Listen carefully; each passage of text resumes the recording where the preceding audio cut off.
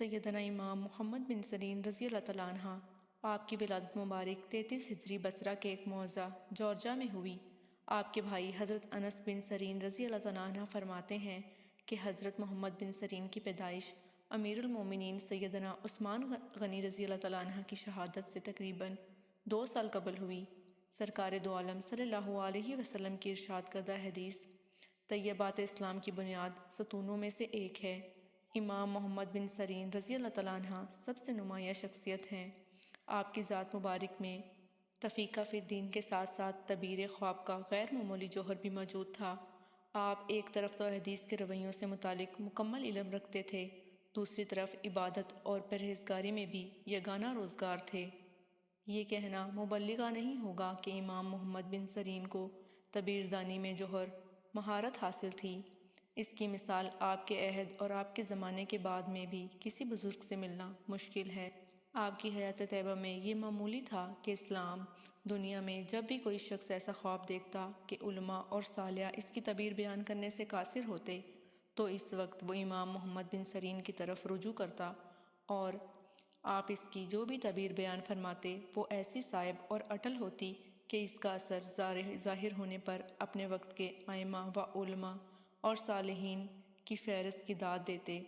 حضرت انس بن مالک رضی اللہ تعالیٰ عنہ کے آزاد کردہ غلام تھے، لیکن آپ کی غلامی سے آزادی کے باوجود آپ کی خدمت میں حاضر رہے اور بطور کاتب خدمات سر انجام دیتے رہے۔ آپ کی والدہ ماجدہ حضرت صفیہ سیدنا صدیق اکبر رضی اللہ تعالیٰ عنہ کی کنیز تھی۔ آپ نے اپنی زندگی کی ابتدائی ایام حضرت انس بن مالک رضی اللہ تعالیٰ عنہ کے پاس بھی گزارے اور آپ کی خدمت کرتے کرتے آسمان و علم و فضل پر خصوصاً تعبیر خواب پر آفتاب بن کر چمکے۔ حضرت محمد بن سرین رضی اللہ تعالیٰ عنہ کپڑے کا کاروبار کرتے تھے اور اس کاروبار میں شریعت اسلامیہ کے تمام اصولوں کا خیال رکھتے تھے۔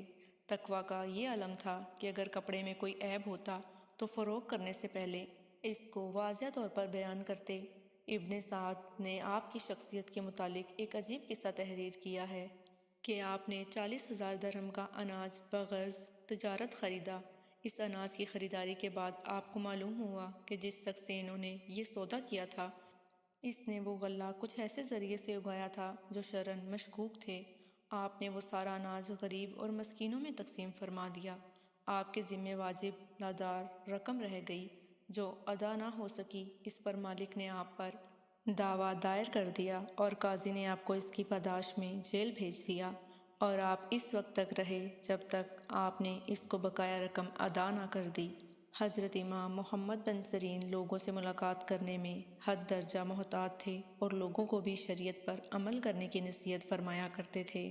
حضرت ہاشم بن حسان فرماتے ہیں کہ جب کوئی شخص تجارت کے لیے بیرون ملک روانہ ہوتا تو امام محمد بن سرین خصوصی طور پر بلا کر نصیحت کرتے کہ اللہ تعالیٰ سے ڈرتے رہنا، اس نے جو تمہارے مقدر میں کر دیا ہے اس کی تلاش میں کوشش کرنا، اور اگر تم حرام کو حاصل کرنے کی کوشش کرو گے تب بھی تمہیں وہی ملے گا جو تمہارے مقدر میں ہے، اور بے شک قسمت سے زیادہ تم حاصل نہیں کر سکو گے۔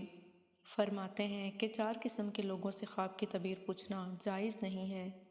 ایسے لوگ جو شریعت کے پابند نہ ہوں، عورتوں سے، جاہلوں سے اور دشمنوں سے۔ امام محمد بن سرین 77 سال تک علم و فضل کا نور بکھیرنے کے بعد 9 شوال مکرم 110 ہجری کو اس دنیا سے رخصت ہوئے۔